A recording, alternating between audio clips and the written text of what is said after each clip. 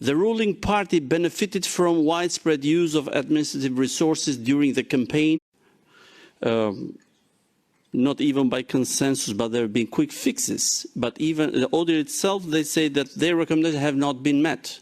And it's a priority for government. Opposition has been there ready all the time because opposition benefits from new solid rules, but that has not been possible. So implementing with delay of Constitutional Court decisions is not a reform. It's just a duty that they have to do, which as also the report in front of the European Parliament says that emphasizes the Albanian Parliament's duty to respect the rulings of the Constitutional Court without delay. So that's not an achievement. This is very heavy criticism.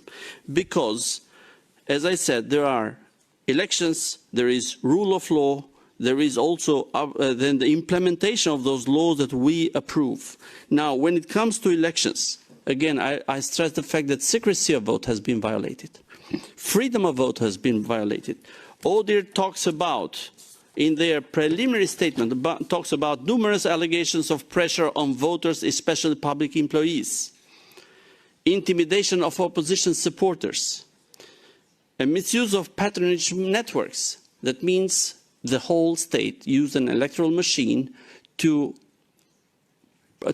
profile voters and pressure them, either through brute pressure and force, through vote buying, or also by providing them state services in violation of the law.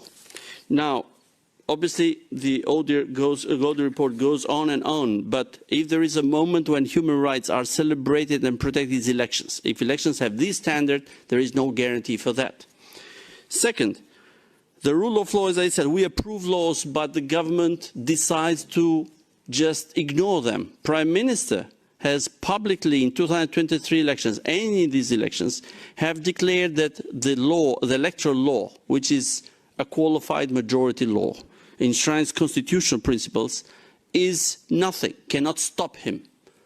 Despite the law provides a four-month ban for a number of measures to be taken, laws to be passed, and any other incentives to be distributed, they have done it up to the election day with impunity. Because here comes also something else.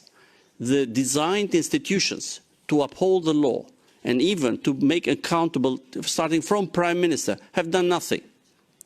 The SPAC, the General Prosecutor, and Central Election Commission have failed massively on their duty.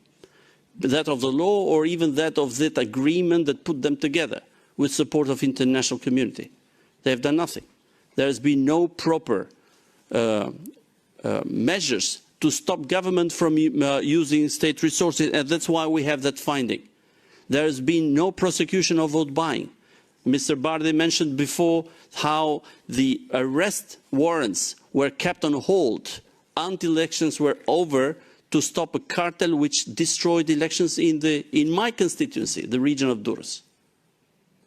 So if we have elections that fail, if laws are disregarded, and in the implementation of the law by those who are designated to do it, they don't do their job, then there is no guarantee for human rights. So at this point, obviously this is not only election rights, political rights. Property rights are under question, because government will give will be accountable in front of nobody if they decide that property of individuals be expropriated in favor of strategic investors who are just privates who have more money. The state will take the property from individuals, give it to them, to these strategic investors, just because there is collusion in interest between government and these people. So, and here is property. But many other rights will not be able to be defended. And here I come to my last point. The last resort that we have is court. But now by Judicial Council, we have their conclusion is that in order to finish a case in the whole court system will take 14 years. The backlog is such that will make it impossible. And we are not talking about corruption cases. Over 60% of the cases in the backlog of 120,000, 130,000 is civil cases. That means people have nothing to do with the state. They will wait years and years and receive no justice. Therefore, their rights will not be protected, neither by an independent court. And the final conclusion that comes again from European Union is that they express concern about political interference and pressure on the judicial system. Notes with concern regarding shortcomings in the merit-based appointment of non-magistrate members of High Judicial Council and High Prosecution Council and their integrity. Calls for urgent steps to ensure judicial independence and institutional integrity. Underlines that reducing the backlog of unprocessed files in the judicial system should remain a priority. If this is the picture, obviously the human rights in Albania cannot be protected according to European Union standards, OSCE and Council of Europe standards. Thank you.